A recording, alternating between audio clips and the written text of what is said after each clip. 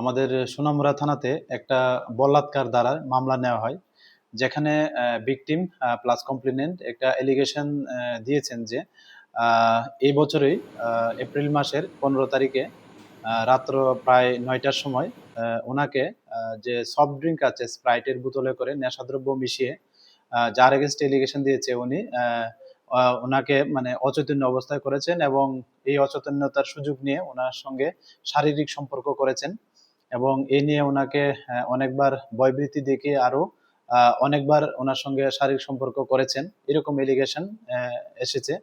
তো এই এলিগেশনের ভিত্তিতেই আমাদের সোনামুড়া থানাতে এই মামলাটি নেওয়া হয়।